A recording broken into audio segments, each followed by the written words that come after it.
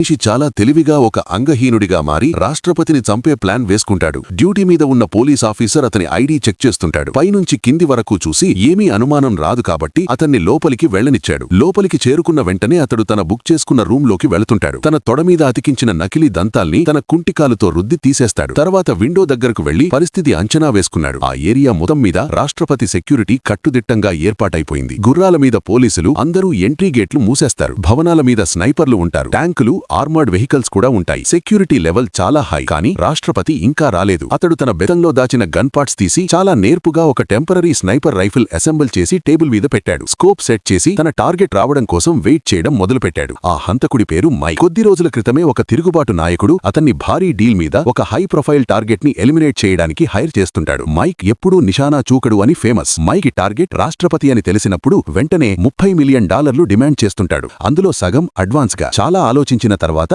తిరుగుబాటు వాళ్లు ఆ భారీ మొత్తం పంపి ఒప్పుకుంటారు. మరుసటి రోజు మైక్ అసాసినేషన్ ప్రిపరేషన్ స్టార్ట్ చేస్తుంటాడు. ముందుగా ఒక శ్మశాన వాటికకు వెళ్లి తనలాగే కనిపించే ఒక శవాన్ని వెతికాడు. ఆ మృతుడి బంధువుగా నటించి ఫైల్స్ చూసి ఆ ఇన్ఫర్మేషన్ తో నకిలీ ఐడి, పాస్పోర్ట్, అవసరమైన డాక్యుమెంట్స్ తయారు చేసుకున్నాడు. తర్వాత తన ఒక ఫ్రెండ్ ని కాంటాక్ట్ చేసి సైలెన్సర్ ఉన్న 5000 మీటర్ల రేంజ్ ఉన్న సులభంగా డిసెసెంబుల్ అయ్యే స్నైపర్ రైఫిల్ కావాలని చెప్తుంటాడు. ఆ ఫ్రెండ్ వెంటనే అతని రిక్వెస్ట్ ప్రకారం గన్ రెడీ చేసి ఇస్తుంటాడు. ఆ గన్ లైట్ వెయిట్, సులభంగా పార్ట్స్ గా విడదీసి అసెంబుల్ చేసుకోగలిగే చాలా పవర్ఫుల్. మైక్ చాలా సంతోషిస్తూ ఉంటాడు. దాన్ని టెస్ట్ చేయడానికి ఆతృతగా ఉన్నాడు. సిటీకి దూరంగా ఒక ఒంటరి ప్రాంతంలో ఒక అనాస పండు మీద మార్క్ పెట్టి దాన్ని సుమారు 5000 మీటర్ల దూరంలో ఒక చెట్టుకి వేలాడదీశాడు. మైక్ నిశానా సాధి ట్రిగ్గర్ నొక్కుతుంటాడు. బుల్లెట్ కొద్దిగా లెఫ్ట్ సైడ్ కి డైవర్ట్ అయింది. వెంటనే స్కోప్ సెట్టింగ్స్ కరెక్ట్ చేసి మళ్లీ ఫైర్ చేశాడు. ఈసారి బుల్లెట్ బొతగా సెంటర్ లో తగులుతుంది. ఇక అతనికి గన్ పర్ఫెక్ట్ గా సెట్ అయిందని నమ్మకం కలుగుతుంది. అసలు బుల్లెట్స్ లోడ్ చేసి ఆ అనాసని ముక్కలు ముక్కలు చేశాడు. ఇక అతని ప్లాన్ 3 రోజుల తర్వాత జరగబోయే మిలిటరీ పరేడ్ లో రాష్ట్రపతిని చంపడం. కానీ ఫ్రాన్స్ ఇంటెలిజెన్స్ ఏజెన్సీ చాలా స్ట్రాంగ్ గా ఉంటుంది.